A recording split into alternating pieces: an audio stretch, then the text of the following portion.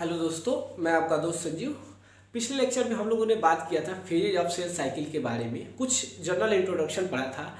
आज हम लोग उसी टॉपिक को कंटिन्यू करेंगे और डिटेल में पढ़ेंगे क्या फेजेज ऑफ सेल साइकिल के बारे में और फीचर्स ऑफ सेल साइकिल के बारे में। तो आइए चलते हैं, कंटिन्यू करते हैं अपने लेक्चर को।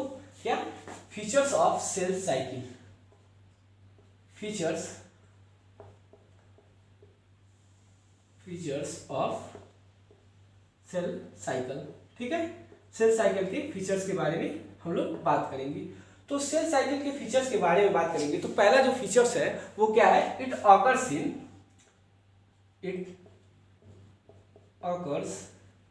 इन यूकैरियोटिक सेल। क्या यूकैरियोटिक सेल के अंदर हमको क्या देखने को मिलता है, सेल साइकिल। ठीक है, ये जो हमें पहला फीचर्स है, it occurs in eukaryotic cell. जो सेकंड फीचर्स की बात करते हैं वो क्या है, इवेंट इंक्लूडिंग। क्या इवेंट, कौन कौन से इवेंट देखने को मिलते हैं किसी भी सेल साइकिल के अंदर। इवेंट इंक्लूडिंग क्या, ग्रोथ। किसी भी सेल के अंदर क्या ग्रोथ होता है, फिर क्या होता है, डीएनए रेप्लिकेशन, और फिर उसके बाद क्या, उसके बाद फाइनली हमारा सेल डिवीजन। ठीक, सेल डिवीजन। जो तीसरा फीचर्स है वो क्या है, इट इज कोऑर्डिनेटेड इवेंट। क्या कोऑर्डिनेटेड, कोऑर्डिनेटेड का कि कोऑर्डिनेटेड इवेंट क्या होता है, कोऑर्डिनेटेड इवेंट। आइए समझते हैं क्या होता है कोऑर्डिनेटेड इवेंट। कोऑर्डिनेटेड इवेंट का मतलब क्या होता है, इसका जो सीक्वेंस होता है वो फिक्स होता है। क्या सीक्वेंस, कैसे, आइए देखते हैं।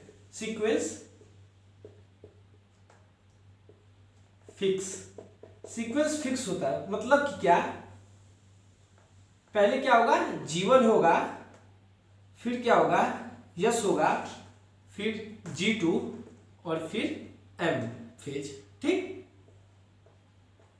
इसका मतलब ये नहीं है कि पहले S फेज हो जाए, फिर G1 हो जाए या G2 हो जाए या M। इसका जो सीक्वेंस होगा वो फिक्स होगा, पहले G1 होगा, फिर यस फेज होगा, फिर G2 फेज होगा, फिर हमारा M फेज। तो जो सीक्वेंस इसका होता है वो फिक्स होता है और इसका टाइम भी फिक्स होता है। क्या, इसका जो टाइम होता है, मोस्टली टाइम जो होता है इसका 100% तो नहीं कह सकते, लेकिन मोस्टली जो इसका टाइम होता है वो क्या होता है, हमारा फिक्स होता है कि किस फेज में कितना टाइम लगेगा। ठीक, अब जो चौथा हम बात करते हैं, चौथे फीचर्स के बारे में सेल साइकिल के, वो क्या है, it is under genetic control, जिसके बारे में मैंने आपको पिछले लेक्चर में बताया था कि जेनेटिक कंट्रोल क्या होता है। जेनेटिक कंट्रोल का मतलब it is under genetic control. मान लीजिए कोई सेल है, मान लीजिए ह्यूमन सेल है। ठीक है, ह्यूमन सेल है, मान लीजिए ये कल्चर मीडियम में 24 आवर में डिवाइड कर रहा है, मतलब आर्टिफिशियल मीडियम में। जैसे कि मान लीजिए ये हमारा टेस्ट ट्यूब है, इसके अंदर ये कोई ह्यूमन सेल है। ठीक, वो 24 आवर में डिवाइड कर रहा है। ठीक है, अगर इसका जेनेटिक कंट्रोल क्या होता, लॉस हो जाता है बाय द वे, तो क्या होगा, ये जो सेल है ये 24 आवर के बजाय 5 आवर में डिवाइड करना चालू कर देगा। मतलब क्या, इसका जो जेनेटिक कंट्रोल है वो खत्म हो जाएगा, जिसकी वजह से क्या होता है, सेल के अंदर म्यूटेशन हो जाता है डीएनए के अंदर, और फिर क्या होता है, एक बीमारी आप लोगों ने सुना होगा, क्या, कैंसर डिजीज ये पैदा कर देता है। कैसे, मान लीजिए मेरा सेल है वो 24 आवर में डिवाइड हो रहा है, उसका एक जेनेटिक कंट्रोल है, लेकिन अगर वो जेनेटिक कंट्रोल ही लॉस हो जाता है, कब सेल को डिवाइड करना, कब क्या, कुछ भी नहीं पता, वो अपने आप रैपिड डिवीजन करने लगता है, लगातार फास्ट डिवीजन होने लगता है सेल के अंदर, और 1 से 2, 2 से 4, 4 से 8, 16 ऐसे लगातार डिवीजन होने लगते हैं। तो वो क्या होता है, उसका जेनेटिक कंट्रोल लॉस हो जाता है और कैंसर क्या होता है, हो जाता है। ठीक, अब हम लोग और बात करेंगे कि फेजेज ऑफ सेल साइकिल के बारे में। क्या, पिछले लेक्चर में हम लोग पढ़ रहे थे फेज ऑफ सेल साइकिल, जिसमें मैंने आपको एक जनरल इंट्रोडक्शन बताया था कि क्या होते हैं फेजेज। तो आइए चलते हैं, उसके बारे में हम लोग डिटेल में आज पढ़ेंगे कि फेजेज ऑफ सेल साइकिल क्या होता है। आइए देखते हैं।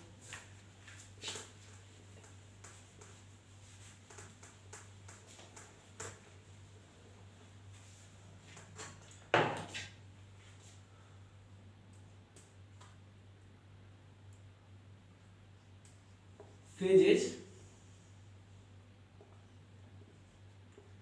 Of cell cycle. ठीक है, फेजेज ऑफ सेल साइकिल के बारे में बात कर रहे हैं कि कि क्या होता है फेजेज ऑफ सेल साइकिल। तो मैंने बताया था पिछले लेक्चर में कि फेज जनरली कुछ होता नहीं है, एक ऐसा चेंजेस जो किसी भी सेल डिवीजन के अंदर, सेल साइकिल के अंदर जो भी चेंजेस होते हैं, उन चेंजेस को हम लोग पढ़ने के लिए, स्टडी करने के लिए जनरली हम लोगों ने क्या नाम दे दिया, फेज। फेज क्या होता है, फेज कुछ होता नहीं है, किसी भी सेल के अंदर होने वाले चेंजेस को पढ़ने के लिए हम लोग फेज का नाम दे दिए। क्या फेजेस मीन्स क्या होता है, फेजेस मीन्स चेंजेस, क्या चेंजेस, ठीक। कैसे चेंजेस, किस तरीके के चेंजेस, आइए बात करते हैं। Changes occur in nucleus and cytoplasm. क्या ऐसे चेंजेस जो न्यूक्लियस और साइटोप्लाज्म के अंदर देखने को मिलते हैं, उनके बारे में हम लोग बात करेंगे, ठीक है। आइए देखते हैं। फॉर एग्जाम्पल ये हमारा एक सेल है, ठीक। ये क्या है, एम फेज। क्या है इसका, एम फेज है। और ये क्या है, इसको इंटरफेज बोलते हैं। क्या, इंटरफेज। इंटरफेज दो पार्ट में इसको डिवाइड कर दिए, एक एम फेज और एक इंटरफेज। क्या होता है, एम फेज जो होता है, एम फेज, इसको माइटोसिस फेज भी बोलते हैं। क्या बोलते हैं, माइटोसिस फेज। माइटोसिस फेज जो मोस्ट ऑफ द चेंज होता है, most of the change occur in M phase, मतलब कि सबसे ज्यादा किसी भी सेल साइकिल, सेल डिवीजन के अंदर होने वाले बदलाव एम फेज में होते हैं। क्या, एम फेज में। तो most of the changes occur in M phase, लिख देते हैं यहाँ पे, most of the changes occur in M phase, ठीक है। जो इंटरफेज होता है, इंटरफेज, इसको हम लोग को बताया था पिछले लेक्चर में कि इसको हम लोग रेस्टिंग फेज भी कहते हैं। रेस्टिंग फेज का मतलब ये नहीं कि इसके अंदर कोई भी चेंजेस होता नहीं है, चेंजेस होता है, लेकिन in comparison to M phase जो चेंजेस इंटरफेज में होते हैं वो क्या, कब होते हैं, ठीक है। जैसे कि एग्जांपल मैं आपको बताता हूं कि मान लीजिए अगर कोई तीन दोस्त है, आपस में जा रहे हैं, ठीक है, तीनों जा रहे हैं, ठीक। एक जो दोस्त है वो कैसे जा रहा है, पैदल जा रहा है। जो दूसरा जा रहा है वो साइकिल से जा रहा है। और जो तीसरा जा रहा है वो कैसे, ट्रेन से जा रहा है। तो कंपेरिजन करते हैं अगर ट्रेन वाले की पैदल वाले से, तो ट्रेन वाला अगर उस पैदल वाले को दिखेगा तो उसको लगेगा कि ये चल ही नहीं रहा है। क्या, चल ही नहीं रहा। ठीक उसी प्रकार जो एम फेज होता है, जिसके अंदर मोस्ट ऑफ द चेंजेस देखने को हमको मिलते हैं, अगर वो देखता है इंटरफेज को तो इसको लगता है कि इसके अंदर कोई भी चेंज होता ही नहीं है, लेकिन एक्चुअली में चेंज हो रहा है। तो इसको हम लोग रेस्टिंग फेज कहते हैं, लेकिन इसके अंदर चेंजेस होते हैं। रेस्टिंग फेज कहते हैं। इसके अंदर क्या क्या आता है, इंटरफेज के अंदर G1 plus S plus G2, क्या, ये फेजेज है जो इंटरफेज के अंदर, ये तीनों फेजेस आते हैं, ठीक है। अब हम लोग बात करेंगे टाइम फॉर फेजेज के बारे में। क्या, टाइम फॉर फेजेज कि मतलब जो भी ये फेज है, इस फेजेस का टाइमिंग जो होगा वो टाइमिंग कितना लगता है किसी भी फेजेस को अपना फेज कंप्लीट करने के लिए। मान लीजिए अगर जीवन फेज है तो अपना फेज कंप्लीट करने के लिए कितना टाइम लेता है उसके बारे में हम लोग बात करेंगे। तो आइए देखते हैं टाइमिंग के बारे में।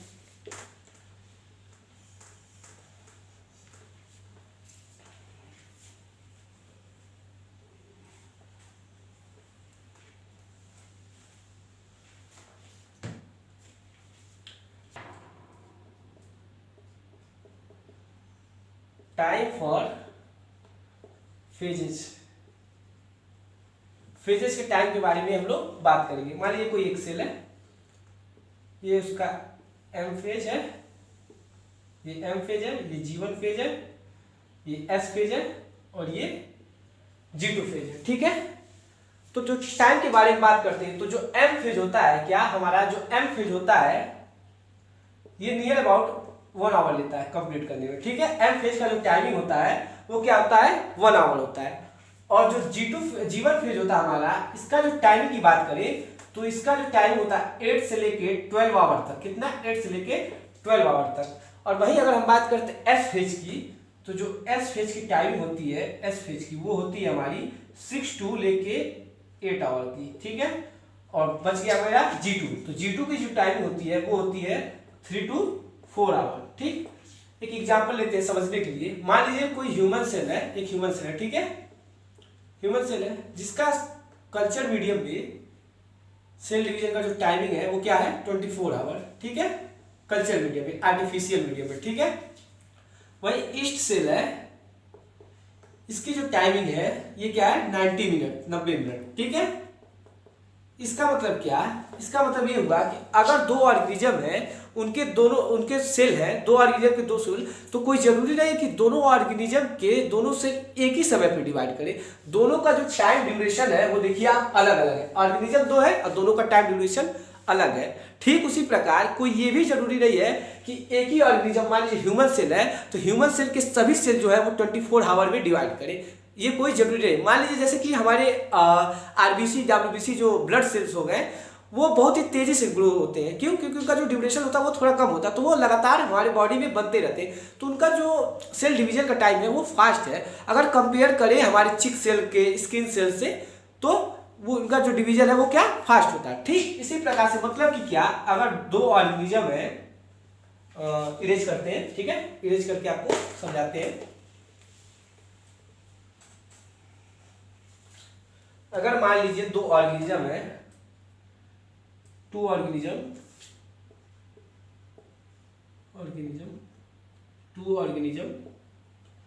रिक्वायर टू डिफरेंट टाइम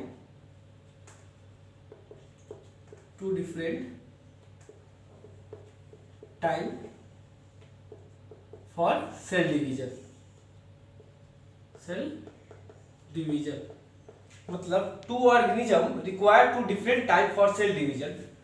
यहाँ पे आप डिफरेंट कर सकते हैं, two different organism require two different time for cell division, मतलब कि दो डिफरेंट ऑर्गेनिज्म है, एक ह्यूमन सेल है एक ईस्ट सेल है, इन दोनों को क्या हो रहा है, डिफरेंट टाइम लग रहा है, किसके लिए, सेल डिवीजन के लिए। तो टू डिफरेंट, यहाँ पे आप डिफरेंट लिख लीजिए,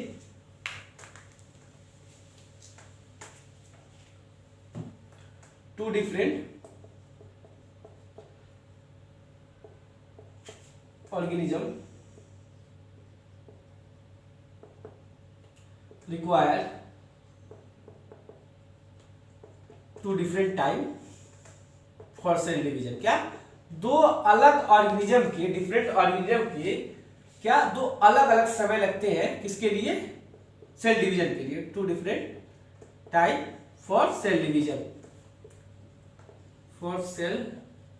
डिवीजन, ठीक, ये तो मैंने बता दिया। फिर मैंने बताया कि अगर एक ही तरीके का ऑर्गेनिज्म है तो उसके जो दो सेल होंगे, कोई जरूरी नहीं है कि वो दोनों सेल भी एक ही समय पे डिवाइड हो, दोनों का टाइमिंग अलग अलग हो सकता है। मतलब अगर एक ऑर्गेनिज्म है, उनके दो सेल हैं, तो दोनों का टाइमिंग जो है वो अलग अलग है। जैसे कि मान लेते हैं, if one organism time can be different for different cell. क्या, time can be different for different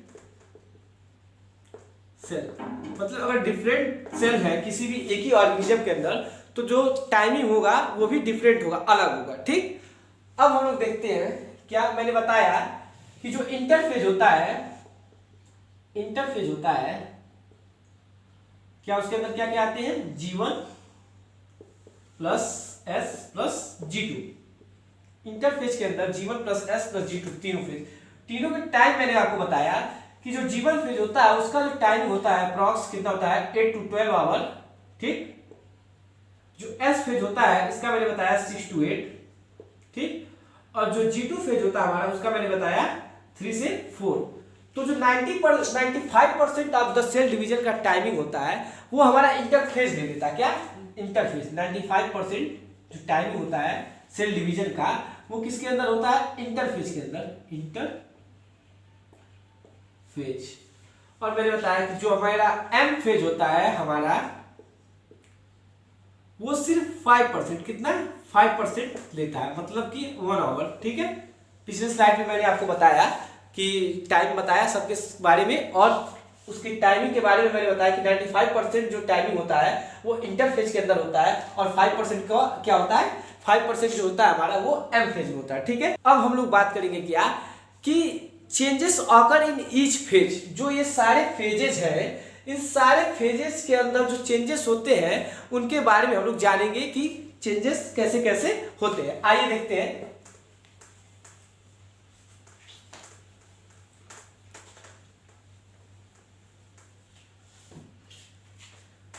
changes occur in each phase, क्या each phase, ठीक है। पहला जो हमारा है क्या, जीवन फेज, क्या जीवन फेज, जिसको हम लोग क्या बोलते हैं, गैप वन, क्या गैप वन भी बोलते हैं, या गैप बिटवीन, क्या बोलते हैं, गैप बिटवीन किसके किसके किसके किसके बीच का ये गैप है, gap between M phase and S phase. M और यस फेज के बीच जो गैप होता है उसको हम लोग क्या बोलते हैं, जीवन फेज, ठीक है। इसके अंदर क्या होता है, इसके अंदर क्या होता है, सबसे पहले क्या होता है, ग्रोथ होता है, क्या ग्रोथ होता है सेल का। कैसे होता है आइए देखते हैं। मान लीजिए ये हमारा सेल है, ठीक, इसके अंदर क्या है, ये मेरा न्यूक्लियस है, इसके अंदर डीएनए किसके फॉर्म में, क्रोमेटिड के फॉर्म में। ये मेरा क्या है, न्यूक्लियस है, और ये हमारा क्या है, क्रोमेटिड है, ठीक है, क्रोमेटिड है। अब देखिएगा, सबसे पहले जब भी सेल डिवाइड होगा तो जीवन फेज में क्या होगा, जीवन फेज में क्या होगा, ग्रोथ होगा, क्या होगा, ग्रोथ होगा, ठीक है। ये मान लीजिए हमारा न्यूक्लियस है और क्या ये क्रोमेटिड है। तो यहाँ पे जो साइटोप्लाज्म था और यहाँ पे जो साइटोप्लाज्म है, क्या यहाँ पे सेल की पहले क्या हुई, ग्रोथ हुई, क्या हुई, सेल की ग्रोथ हुई। ये देखिए ये साइटोप्लाज्म का मान लीजिए साइज है, यहाँ पे साइटोप्लाज्म का साइज क्या हुआ, इंक्रीज हो गया। तो मतलब क्या हुआ, ग्रोथ हुआ और जो साइटोप्लाज्म था उसका साइज क्या हुआ, इंक्रीज हो गया, साइटोप्लाज्म इंक्रीज, क्या साइटोप्लाज्म इंक्रीज हुआ। लेकिन ये जो ग्रोथ हुआ है सेल के अंदर कैसे हुआ है, आइए एक एग्जांपल लेते हैं आपको समझाने के लिए। सेल के अंदर ग्रोथ,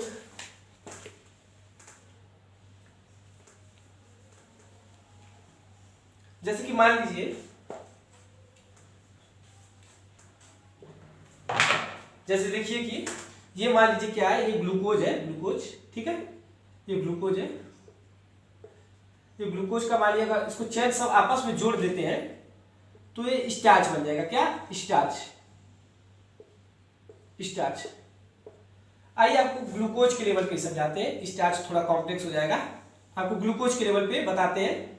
मान लीजिए ये क्या है, ये हमारा ग्लूकोज है, ग्लूकोज से हमको क्या मिलता है, एनर्जी मिलता है, ठीक है, ग्लूकोज से क्या मिलता है, एनर्जी। तो जब जीवन फेज में हम बात करते हैं तो जीवन फेज में मैंने बताया ग्रोथ हुआ, तो किसी भी सेल के ग्रोथ के लिए एनर्जी की रिक्वायरमेंट होती है, क्या एनर्जी की रिक्वायरमेंट होती है, एनर्जी की रिक्वायरमेंट होती है। तो ये एनर्जी कहाँ से आएगी, हमारी ग्लूकोज से आएगी, ग्लूकोज से क्या आएगी, एनर्जी आएगी, इस ग्लूकोज से एनर्जी हमको चाहिए। अगर एनर्जी मिलेगा तभी जाके सेल की ग्रोथ होगी। लेकिन इस एनर्जी के लिए क्या हमें एंजाइम की जरूरत है, किसकी, मान लीजिए कोई ये एंजाइम है, एंजाइम की जरूरत है जो क्या करेगा, जो इस एनर्जी को बनाएगा, क्या करेगा, जो इस एनर्जी को बनाएगा। मतलब कि क्या, ग्लूकोज है, ग्लूकोज सेल के अंदर ग्रोथ हो रहा है, ठीक है, सेल के अंदर ग्रोथ होने के लिए कुछ ना कुछ एनर्जी की तो जरूरत पड़ेगी, तो वो एनर्जी हमारा कहाँ से आएगा, ग्लूकोज से। लेकिन उस एनर्जी को बनाने के लिए कुछ एंजाइम की जरूरत होती है। और एक और मान लेते हैं कि ये जो एनर्जी है, ये जो ग्लूकोज है, इस ग्लूकोज से सेलुलोज का फॉर्मेशन होता है, क्या सेलुलोज का फॉर्मेशन होता है। सेलुलोज क्या होता है बताते हैं आपको, फॉर्मेशन, सेलुलोज का मतलब होता है कि क्या करता है, ये सेल वॉल का फॉर्मेशन करता है, क्या सेल वॉल का फॉर्मेशन करता है, सेल वॉल का फॉर्मेशन करता है। तो इस सेल वॉल की फॉर्मेशन के लिए, इस सेलुलोज के लिए भी एंजाइम की जरूरत पड़ती है, किसकी, एंजाइम की जरूरत पड़ती है, ठीक है, एंजाइम की जरूरत पड़ती है। जैसे कि मैं बताता हूं आपको, अगले स्लाइड में बताता हूं।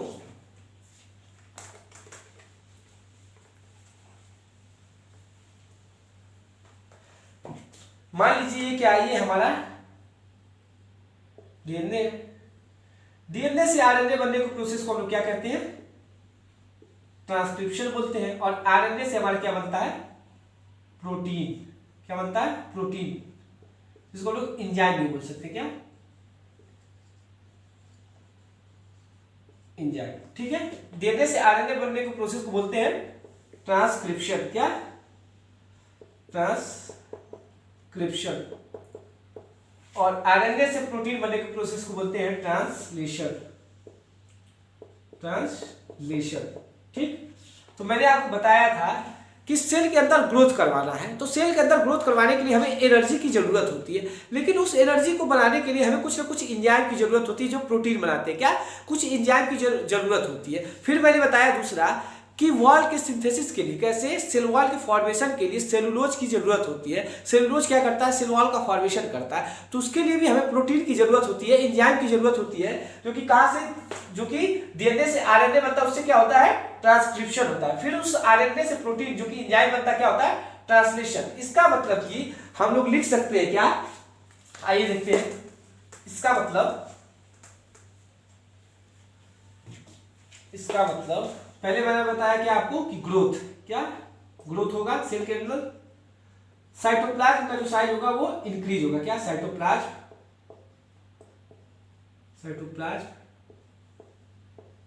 इंक्रीज। फिर क्या होता है? Enzyme require. क्या? Enzyme require. किस लिए एंजाइम की जरूरत है? ट्रांसक्रिप्शन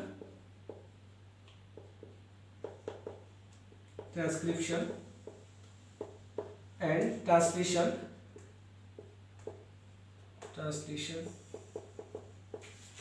प्रोसेस आकर। क्या? ये सब प्रोसेस होते हैं, प्रोसेस आकर। अब देखिएगा, तो सेल है मान लीजिए ये, ठीक। सेल के अंदर ये न्यूक्लियस हो गया, इसके अंदर हमारा क्रोमेटिन हो गया, लेकिन कुछ ऑर्गेनल भी होते हैं। क्या? इसके अंदर कुछ ऑर्गेनल होते हैं जो भी क्या होते हैं? जो डबल होते हैं। क्या? डबल। मान लीजिए आगे चल के सेल डिवाइड होना है, तो कुछ जो ऑर्गेनल होते हैं, जैसे कि मान लीजिए ईआर हो गया, गोल्गी बॉडी हो गया, माइटोकॉन्ड्रिया हो गया, तो क्या ये सब ईआर जो गोल्गी बॉडी ये सब हो गए ऑर्गेनल, ये ऑर्गेनल जब डबल होंगे तभी ना जाके ये क्या करेंगे? लिपिड का फॉर्मेशन करेंगे, प्रोटीन का फॉर्मेशन करेंगे। तो इसलिए ये क्या होते हैं? जो अगला है हमारा क्या होता है? सब ऑर्गेनल गेट्स डबल। क्या? डबल होते हैं। सब ऑर्गेनल गेट्स डबल, ठीक है। कैसे? जैसे कि ईआर हो गया, गोल्गी बॉडी, ये सब, ठीक है। अब आगे देखते हैं एक और लाइन एनसीईआरटी की, डीएनए डैमेज रिपेयर। क्या? इसके अंदर डीएनए डैमेज रिपेयर होता है। कैसे होता है अभी बताते हैं आपको। DNA damage repair, DNA damage repair कैसे होता है बताते हैं आपको। मान लीजिए एक एग्जांपल लेते हैं, जैसे मान लीजिए क्या, ये जीवन फेज है, इसके बाद क्या आएगा? यस फेज आएगा। यस फेज में क्या होगा? जो हमारा डीएनए है उसका रेप्लिकेशन होगा। क्या होगा? डीएनए का रेप्लिकेशन होगा। तो मान लीजिए क्या, ये हमारा एक पेज है, ठीक है, ये एक पेज, इसके ऊपर कुछ इंफॉर्मेशन है, तो ये अभी जीवन फेज है, ठीक है। एस फेज में क्या होगा? इसकी कॉपी बनेगी। क्या? इसकी 2 कॉपी बनेगी, ठीक है। तो क्या होता है कि मान लीजिए अगर ये कॉपी, इसको अगर हम लोग फोटो कॉपी करते हैं, ये ऐसे मुड़ा हुआ, मान लीजिए ये पेज ऐसे मुड़ा हुआ, तो जो एस पेज है इसका रेप्लिकेशन होना है, तो जब इसकी फोटोकॉपी बनेगी वो भी कैसी बनेगी? ऐसी ही मुड़ी हुई बनेगी। इसका मतलब क्या हुआ कि अगर हमारे अंदर जो डीएनए, जो सेल के अंदर जो डीएनए है वो डैमेज है, मान लीजिए क्या, जैसे कि मैंने एक एग्जांपल लिया, ये पेज है, इसका फोटोकॉपी अगले सेल में, अगले फेज में बनना है। अगर ये पेज मान लीजिए अगर मुड़ा हुआ है, तो जो इसकी फोटोकॉपी बनेगी वो भी कैसी बनेगी? मुड़ी हुई बनेगी। ठीक उसी प्रकार क्या डीएनए में क्या होता है कि म्यूटेशन ना हो जाए, डैमेज, उसके डैमेज को क्या किया जाता है? जीवन फेज में रिपेयर किया जाता है। अगर कोई डैमेज है सेल के अंदर, तो उस डैमेज को क्या किया जाता है? जीवन फेज के अंदर उस डैमेज को रिपेयर किया जाता है, उस म्यूटेशन को ठीक किया जाता है। ठीक, तो एनसीईआरटी क्या कहती है? DNA damage repair. क्या? डीएनए का डैमेज जो है वो जीवन फेज में रिपेयर होता है। अब बात करते हैं हम लोग क्या, changes occur in each phase की। तो ये हमारे जीवन फेज की बात थी, किसकी? ये हम लोग जीवन फेज के बारे में बात किए हैं, जीवन फेज के बारे में, ठीक है, जीवन फेज, ठीक है। जीवन की। अब हम लोग बात करते हैं क्या, यस फेज के बारे में। किसके बारे में? यस फेज के बारे में हम लोग बात करते हैं। आइए देखते हैं यस फेज। ठीक है, यस फेज क्या होता है आइए देखते हैं। यस फेज को हम लोग क्या बोलते हैं? सिंथेसिस फेज भी बोलते हैं। क्या? Synthesis phase. Synthesis phase. Phase क्या होता है? In this phase DNA replication occur in eukaryotic cell in nucleus. किसमें? न्यूक्लियस के अंदर क्या होता है? डीएनए का रेप्लिकेशन होता है, लेकिन किस सेल में होता है? यूकैरियोटिक सेल में। क्या? इन दिस फेज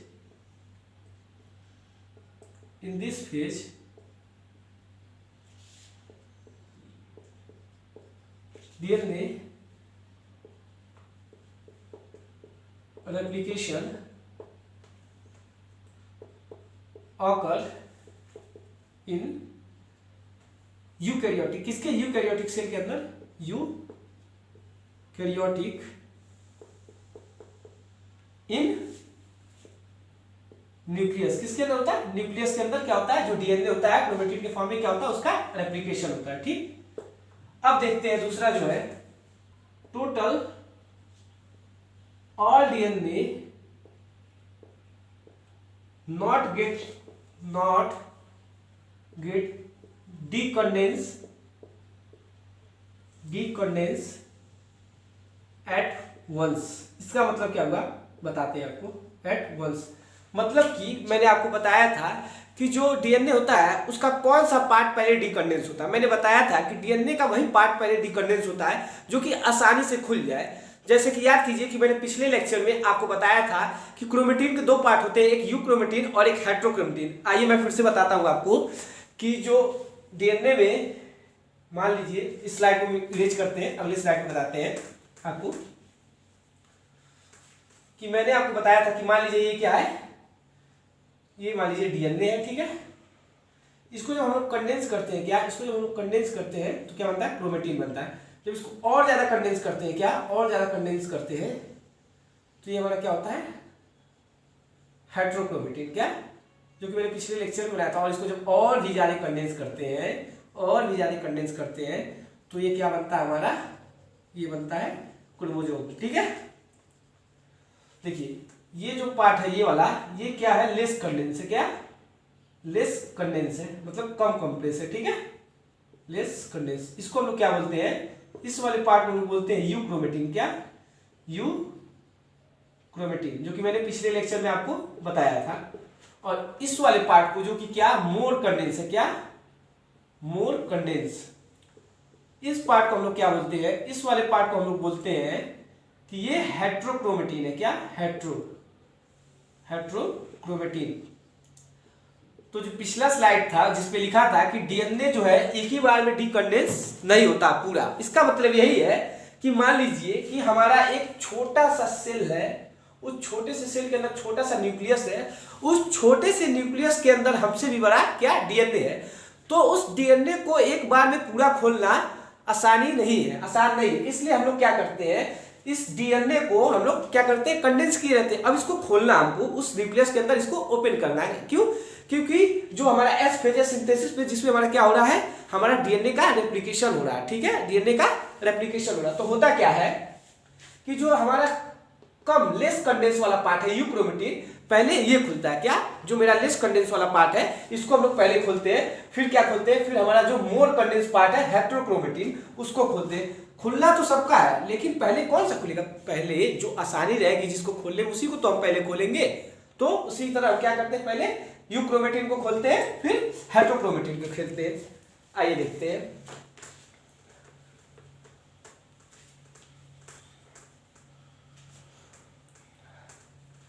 जैसे कि मान लीजिए ये मेरा सेल है, इस सेल के अंदर ये हमारा क्या है? न्यूक्लियस, और ये न्यूक्लियस के अंदर ये मेरा क्या है? क्रोमेटिन। ठीक है,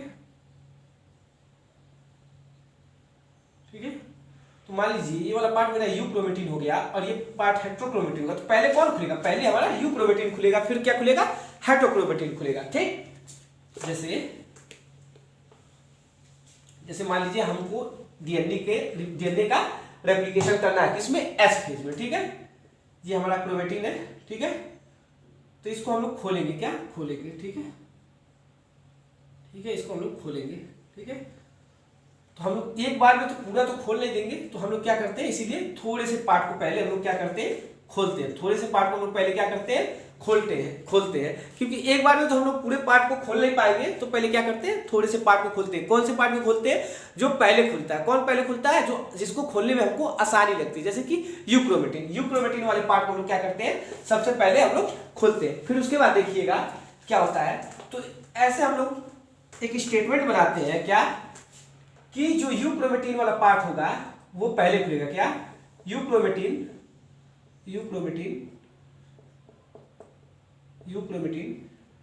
डीकंडेंस फर्स्ट, क्या यूक्रोमेटिन डीकंडेंस फर्स्ट, ठीक। अब देखिएगा, अब एनसीईआरटी की लाइन है, क्या कहती है, हिस्टोन गेट्स डबल, क्या हिस्टोन गेट्स डबल।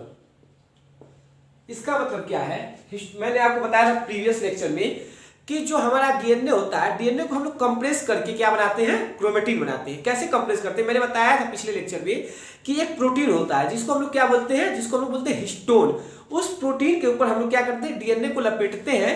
क्या करते हैं, उस प्रोटीन के ऊपर हम लोग डीएनए को लपेटते हैं। तो मान लीजिए एस फेज में हमको डीएनए का रेप्लिकेशन कराना है, डीएनए को डबल करना है।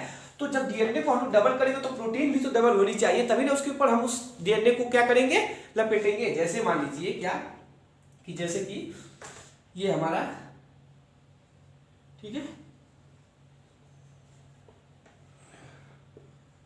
मान लीजिए ये हमारा क्या है, क्रोमेटिन है, ठीक है। अब हमको क्या करना है, इसको डबल करना है, ठीक है, इसको हम लोग डबल करना है, ठीक है। यहाँ पे ये डबल स्ट्रैंड है, क्या यहाँ पे डबल स्ट्रैंड है, यहाँ पे ये सिंगल स्ट्रैंड अभी दिख रहा है आपको। तो हम क्या करेंगे, हमको यहाँ पे नया डीएनए बनाना है, नया डीएनए फॉर्म करना है, ठीक है।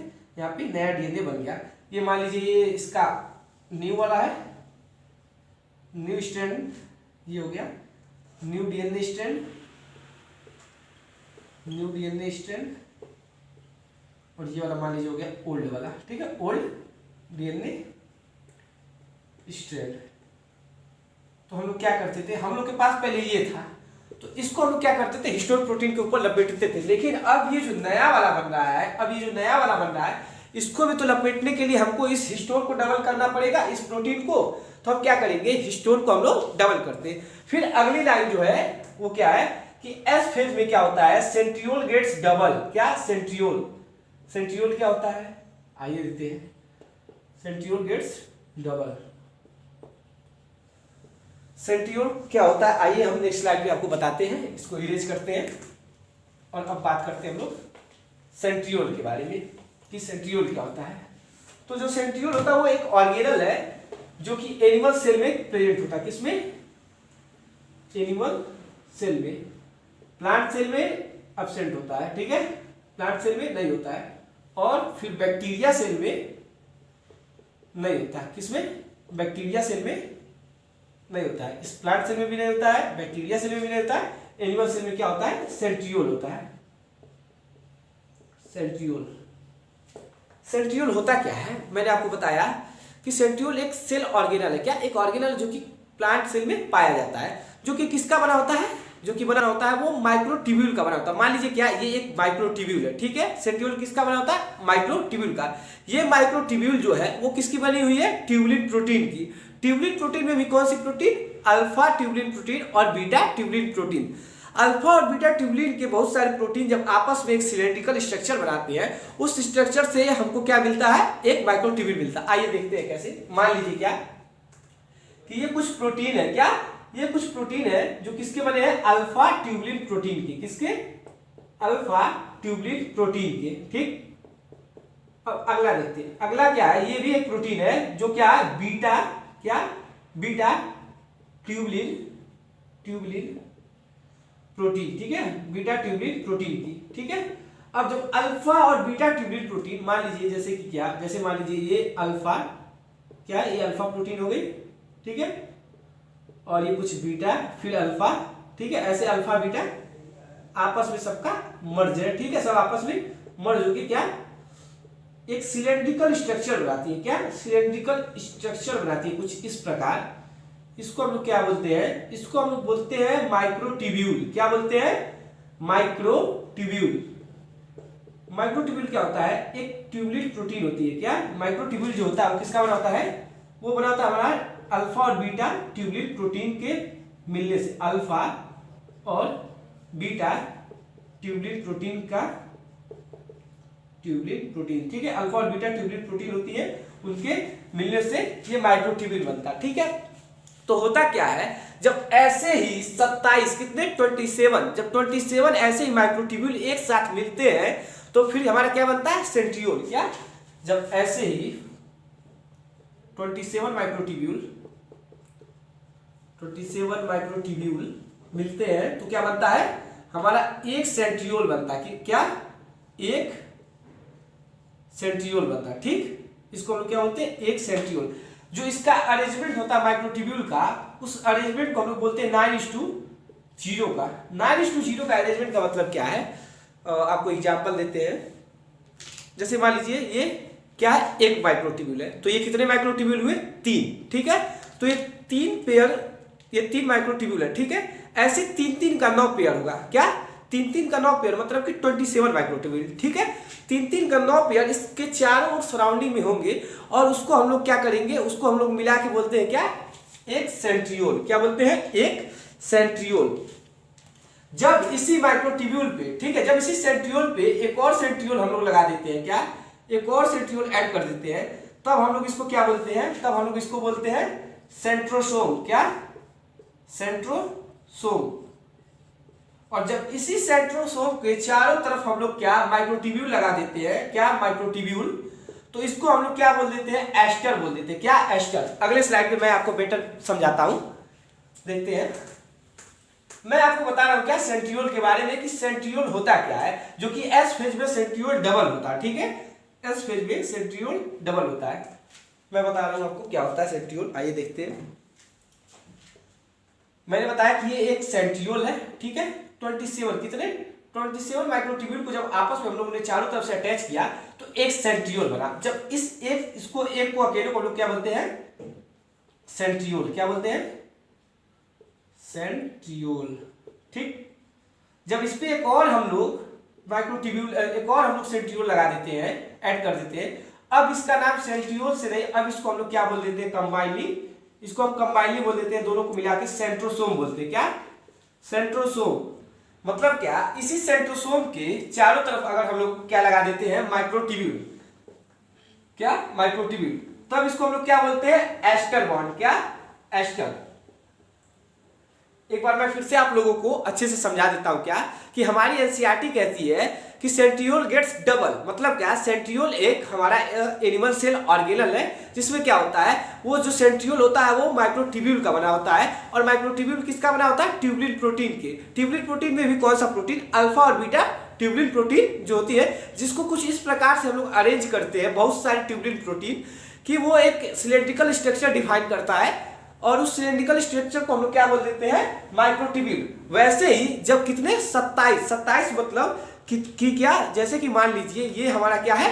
ये 3 हमारा माइक्रोट्यूब्यूल है, तो ऐसे ही 3 के पेयर के 9 माइक्रोट्यूब्यूल चारों तरफ लगते हैं, तब जाके एक सेंट्रियोल बनता है। और उस एक सेंट्रियोल पे जब एक और सेंट्रियोल अटैच हो जाता है तो हम लोग उसको क्या बोलते हैं? सेंट्रोसोम। और उसी सेंट्रोसोम पे जब क्या माइक्रोट्यूब्यूल लग जाते हैं बहुत सारे चारों तरफ, तो उसको हम लोग क्या बोलते हैं? उसको हम लोग बोलते हैं एस्टर बॉन्ड। ठीक, तो उम्मीद करते हैं आपको ये समझ में आया होगा। और अगले लेक्चर में हम लोग पढ़ेंगे क्या G2 फेज के बारे में, और उसके बारे में भी और डिटेल से जानेंगे कि उसके अंदर क्या क्या चेंजेस होते हैं। फिर M फेज के बारे में पढ़ेंगे। तो मिलते हैं हम लोग अपने अगले लेक्चर पे, तब तक के लिए आप लोग पढ़ते रहिए। Bye bye.